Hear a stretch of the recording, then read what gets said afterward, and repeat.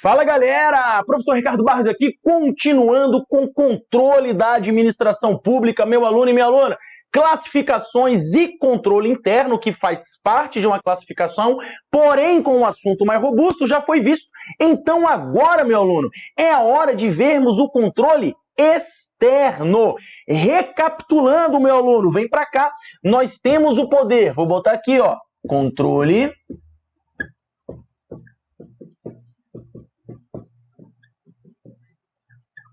externo. Nós temos o poder executivo, o poder legislativo e o poder judiciário. O que eu já falei para você que está em casa, meu aluno? Que o controle interno é o controle de um poder sobre ele mesmo. Logo, o controle externo será o controle de um poder sobre o outro. Mas, meu aluno, eu quero que você abra bem os seus ouvidos para ouvir essa frase que eu vou te falar e você nunca mais se esqueça. O titular do controle externo é o poder legislativo. Vou repetir. O titular do controle externo é o poder legislativo. Ou seja, na União, o controle externo é realizado pelo Congresso Nacional, que, para quem não sabe ou não ligou o nome, Congresso Nacional é a união do Senado e da Câmara dos Deputados Federal. Ok? Tranquilo? Show de bola. Isso aqui na União. Nos estados e no DF, o controle externo é titularizado pela Assembleia Legislativa. Pela nova regra ortográfica, eu tô ligado que Assembleia, Geleia e Ideia não tem acento, já não sei. Não sou Alexandre Soares, ok? Tranquilo? Show de bola. Isso aqui vai acontecer aonde? Vai acontecer nos estados e no DF. E nos municípios pela famigerada Câmara dos Vereadores.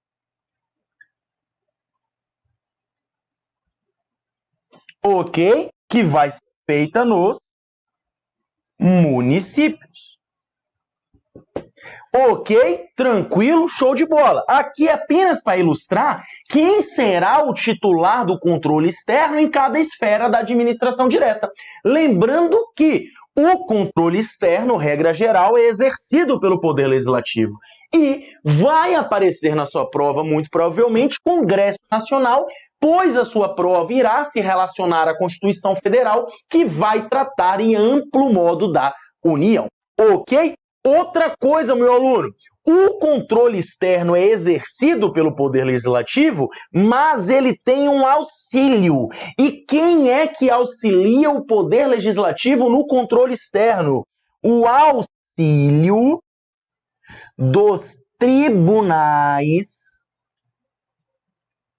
de contas. Meu aluno, isso aqui é o ouro e é o mel. Você saber que o titular do controle externo é o Poder Legislativo com o auxílio dos tribunais de contas. Isso você não pode esquecer. Ok? Tranquilo? Show de bola. Ricardo, apesar do controle legislativo ser o titular, o controle judiciário faz controle externo? Faz. Quando o controle judiciário ele vai avaliar a legalidade, desde que provocado de outro poder, será uma expressão do controle externo. Outra coisa que não podemos nos esquecer, segundo a doutrina, o controle exercido pela administração direta, a indireta, que é uma supervisão ministerial ou um controle finalístico, é também considerado um controle externo. Ok?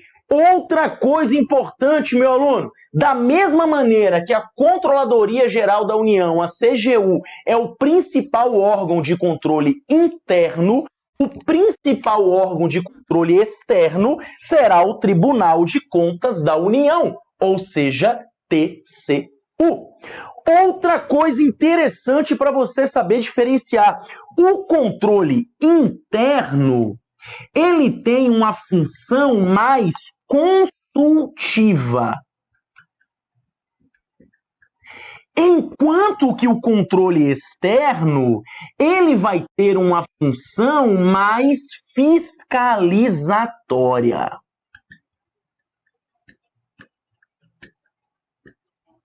Como assim, Ricardo? Imagina o seguinte, imagina que você fala, meu Deus, segunda-feira, acordei, vou estudar a semana toda. Como eu vou estudar? Vou estudar 5 horas por dia. Isso é você pensando. Você chega pro seu pai e fala assim, pai, vou estudar 5 horas por dia. Seu pai fala, beleza, meu velho, tamo junto. E você fala, show de bola. Você vai lá e começa a estudar. Começa a estudar e vê que não está rendendo você estudar só por resumo. Então você pensa e faz um controle interno e pensa, caramba, talvez seja melhor fazer questão. Veja, é um consultivo. Passou segunda-feira, 5 horas. Passou terça-feira, 4 horas e meia. Quarta-feira deu aquela vontade de jogar o LOLzinho. Quinta-feira estudou 1 hora, sexta-feira não estudou. Seu pai chega, que é o controle externo, fiscalizatório, e fala, ô meu velho, você não disse que ia estudar? Que porra é essa? Aí você fala, ô pai, não sei o quê. Aí o seu pai fala, meu filho, me mostre todos os seus resumos da semana. E aí você não vai conseguir fazer uma das principais funções do controle interno, que é auxiliar o controle externo na sua função institucional. E a função institucional do controle externo vai ser controlar qualquer situação contábil, orçamentária, financeira, operacional e patrimonial de qualquer um que guarde, arrecade, gerencie, administre ou utilize dinheiros públicos. Ricardo, eu preciso lembrar desses 2 mnemônicos? Precisa não, meu aluno. Não vou riscar aqui não, que você pode querer levar um print, né? Então vai lá, tira print. Precisa não, meu aluno. Vamos resumir? Isso aqui é conversa para boi dormir. Vamos resumir? O controle externo mexe com todo mundo que tem dinheiro público, ok? Tanto na parte contábil como na parte operacional do dia a dia, orçamentária e patrimonial, que é o que tem, de qualquer administrador que mexa com dinheiro público. Acabou. Esse mnemônico aí já está conceituado. Ok? Tranquilo? Show de bola. Então, meu aluno, diferenciamos bem aí o controle interno do controle externo. Outra coisa importante, o titular do controle externo é o Poder Legislativo. Na União, o Congresso Nacional. E quem vigia os vigilantes? O Tribunal de Contas. Apesar de o Tribunal de Contas ter uma função de auxílio ao Congresso Nacional no controle externo da União, o próprio Tribunal de Contas pode, de ofício, investigar, fiscalizar o Congresso Nacional. Ricardo, na prática isso acontece? Não sei, não vou falar mal do TCU, até porque o próximo curso que tivesse pau fácil vai que eu viro auditor do TCU, ok? Então segura a onda. Beleza? Vamos lá então aqui. Vem que vem. Controle externo, controle de um poder sobre o outro. Tudo que eu já falei. A administração direta versus a indireta também é controle externo. Tudo que eu já falei. Congresso Nacional com auxílio do TCU na União. Tudo que eu já falei. E agora vamos ler aqui a Constituição Federal quando ela fala do controle externo. Lembrando que o artigo 74 vai estar tipificando o controle interno e o artigo 70 vai estar tipificando o controle externo. Vem comigo. A fiscalização contábil, orçamentária, financeira, operacional e patrimonial, lembra do COFOP? Tá? Da União e das entidades da administração direta e indireta, quanto à legalidade, legitimidade, economicidade, aplicação das subvenções e renúncia de receitas, será exercida pelo Congresso Nacional mediante controle externo e pelo sistema de controle interno de cada poder. Meu aluno, sobre essa frase aqui, esse artigo, eu quero chamar atenção para 2 coisas. Vem para cá. Primeiro, você não precisa saber os conceitos de o que é uma subvenção. Subvenção nada mais é do que um dinheiro que a administração pública está dando para determinado órgão, determinada entidade, coisa parecida. e nem renúncias de receitas. Renúncia de receita, de maneira generalizada, é quando o Estado faz um acordo com a empresa e fala assim, ó, fica sem pagar aí, sei lá, IPVA e IPTU, que é um imposto municipal, IPTU, né, por 10 anos para você montar a indústria aqui. Isso é uma renúncia de receitas, é assunto de administração financeira orçamentária, você não precisa se ligar. Mas o que é que eu quero que você lembre? É isso aqui, ó, que o controle externo, ele vai estar avaliando legalidade, legitimidade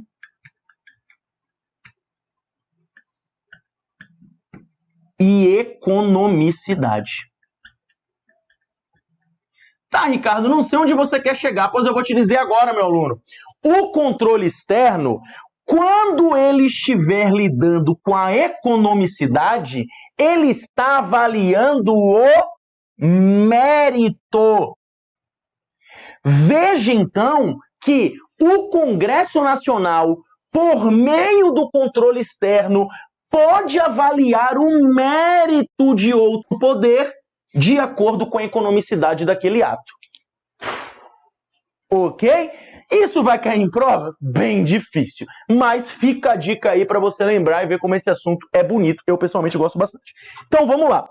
Prestará contas qualquer pessoa física ou jurídica, pública ou privada, que guarde, arrecade, gerencie, administre ou utilize, ó o gagal aí, ok? Dinheiros, bens e valores públicos ou pelo qual a União responda ou que em nome dessa tem uma obrigação de natureza pecuniária. Ok? Tranquilo? Show de bola. E agora, meu aluno e minha aluna, continuando aqui o controle externo, eu vou dar alguns exemplos de atos de controle externo e de atos de controle externo pelo TCU. Porque vem para cá, peguei aqui, se ligue só. Quando você chega na Constituição, existem as competências do Congresso Nacional e existem as competências do TCU. Meu aluno, vou ser bem sincero com você aqui. Essa parte, para fim de direito administrativo, é mais um aprofundamento e uma parte ilustrativa. Se você estuda direito constitucional, você provavelmente está estudando o poder legislativo. E você vai lembrar uma parte bem difícil da Constituição, pelo menos para mim, que é saber diferenciar as competências do Congresso Nacional, da Câmara dos Deputados, do Senado Federal, ok? Então, meu aluno, simplesmente aqui eu vou estar falando das competências do Congresso Nacional. Uma das que mais você tem que lembrar para fins de direito constitucional e também de controle externo é que o Congresso Nacional ele vai ter a atribuição de sustar ato do presidente da República que exorbite do seu poder regulamentar. Lembrou disso? É coisa de direito constitucional. Então eu não vou gastar muito tempo falando das diferenças. Uma coisa bem interessante que talvez sirva para você para fins de prova é você saber da seguinte situação, vem comigo, que enquanto o Congresso Nacional ele julga as contas do presidente da República, o Tribunal de Contas ele vai julgar as contas dos administradores públicos, ou seja, do presidente do INSS, do presidente dessas coisas, entende? E o Tribunal de Contas irá apreciar as contas do presidente da República e após isso o Congresso Nacional fará o julgamento. Muito preciosismo aqui, só para você entender a diferença. Então, vamos para a tela. Exemplos de atos de controle externo pelo Congresso Nacional. Sustação pelo Congresso de atos normativos do Poder Executivo que exorbitem seu poder regulamentar. Julgamento pelo Congresso das contas do presidente da República. E aqui eu coloquei um exemplo de controle externo judiciário, que seria anulação de um ato por decisão judicial. Ou seja, mesmo não sendo titular do controle externo, o Poder Judiciário aplica o controle externo na maneira que ele está, quando provocado, avaliando a legalidade e a legitimidade de um ato praticado por outro poder. Ok? Tranquilo? Show de bola. E do Tribunal de Contas seria o quê? Vem para a tela. apreciar as contas prestadas anualmente pelo presidente da República. Então perceba que o Tribunal de Contas aprecia e o Congresso julga. E julgar as contas dos administradores públicos da administração direta e indireta. Padrão, ok? Meu aluno, vem para cá que eu vou apagar essa partezinha aqui, que ficou feia. Só para falar aqui, contextualizar o controle popular.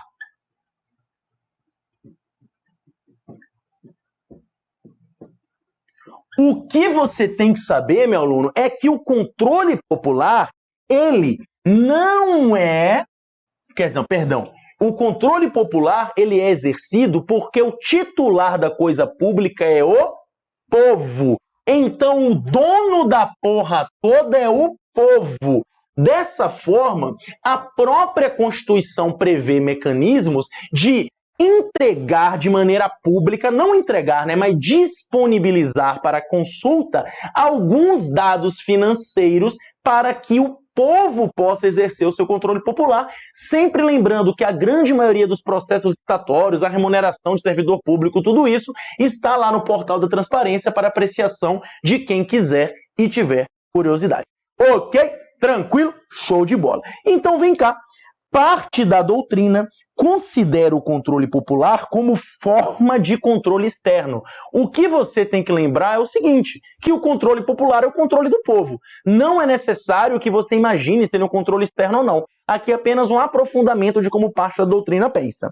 Mecanismos de controle do povo, tais como determinação de que as contas dos municípios fiquem disponíveis a qualquer contribuinte por 60 dias após o fechamento. Sabia disso? Que as contas do seu município após o fechamento ficam disponíveis para você por 60 dias, você pode ir lá na Câmara dos Vereadores e solicitar essas contas para consulta, para saber quanto seu prefeito ganhou, no que ele gastou, o que ele fez, como é que tá. Por que ninguém faz? Porque ninguém sabe dessa porra. E se sabe, tem preguiça. Eu mesmo sei e não faço, ok? Então a gente confia, mas controlar as contas públicas é um exercício de cidadania. Como já foi falado, existem órgãos voluntários, tá, filantrópicos, que são aí os observatórios sociais, que fazem um trabalho muito sério, inclusive. Ok? Tranquilo? Show de bola. Está aqui outra, ação popular, né? Ação popular é uma forma de controle popular, ou a denúncia de qualquer cidadão sobre irregularidades ao Tribunal de Contas. Vamos continuar. Controle quanto ao âmbito de atuação. Só explicando o que já foi falado, o controle hierárquico é sempre um controle interno típico do Poder Executivo. Baseia-se na relação superior-subordinado. Só explicando o que já foi falado em outra aula. É um controle pleno e automático. Por que isso, meu aluno?